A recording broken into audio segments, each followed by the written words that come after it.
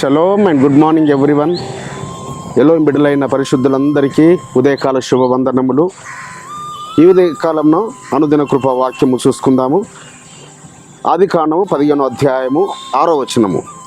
అతడు యెహోవాను నమ్మెను, ఆయన అది అతనికి నీతిగా ఎంచెను. ఎవరి గురించి రాయబడింది బిడ్డలారా? ఈ మాట చెప్తే వినగానే మనకు అర్థమవుతుంది ఇది అబ్రహాము గారి గురించి అని. అబ్రహాము గారు మరి గొప్పగా ఆశీర్వదించబడ్డాడు. దాసదాసీలు, విస్తారమైనంత మరి సంపద, సిరి సంపద, గొర్రెలు, మేకలు, దుక్కిటెద్దులు చాలా విస్తారంగా ఆశీర్వదించబడ్డాడు. మరి అతను వారు తన అన్న కుమారుడైన లోతు యొక్క మరి గొర్రెల కాపలకు వివాదం కలిగినప్పుడు కూడా మరి వారు అతనేమో సొదొమ గొమొర్రా ప్రాంతంలో ఎంచుకున్నాడు లోతు గారు. మరి ఇక్కడ వేరే ప్రాంతమును, మరి ఎడారి ప్రాంతమును అబ్రహాం గారు ఎన్నుకున్నాడు. కానీ ఆ ఎడారి ప్రాంతం కూడా పరమ తండ్రి అద్భుతంగా ఆశీర్వదించాడు.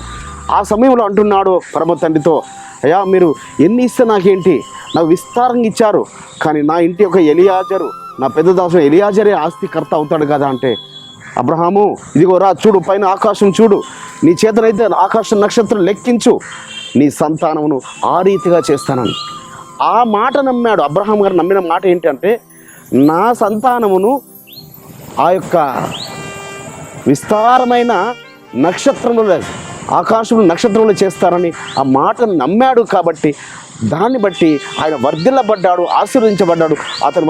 అతని యొక్క గర్భంలో నుంచి ఇస్సాకు వారి గర్భంలో నుంచి మరి యాకోబు యొక్క 12 మంది కుమారుల నుంచి యూదా గర్భంలో నుంచి నజరుడైన యాషువా మెస్సీయ ద్వారా ఈ రోజు వరకు కూడా ఆయన సంతానంగా చేర్చబడుతున్నారు.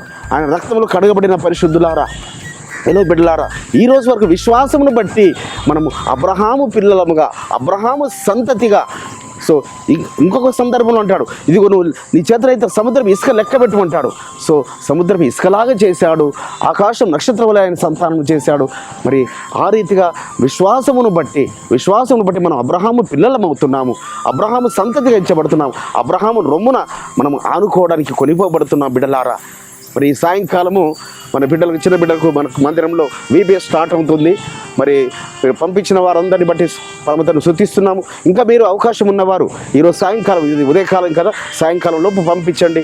మరి 5 రోజులు ఉంటుంది, న్యూ మూన్తో ఇది ముగించబడుతుంది. కాబట్టి మీ బిడ్డలందరూ పంపించండి. బాల్యదనం నుంచి వారికి మంచి జ్ఞానం నేర్పించండి. అతి కృప పరమతండి మనందరిలో విస్తరింపచేయను గాక. ప్రార్థన చేసుకుందాం. పరిశుద్ధమైన తండ్రి, అబ్రహాం, ఇస్సాకు, యాకోబుల ఎలోహిం, అవును నాయన, అబ్రహాము గారు మీ మాటను నమ్మాడు, అది అతనికి నీతిగా మీరు ఎంచారు తండ్రి.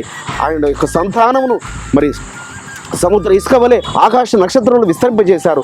ఆ యొక్క కృపను మాయలు కూడా చూపినందుకు స్తోత్రములు చెల్లిస్తూ యాషువా మెస్సీయ నామమున స్తుతించి వేడుకుంటున్నాం పరమ తండ్రి.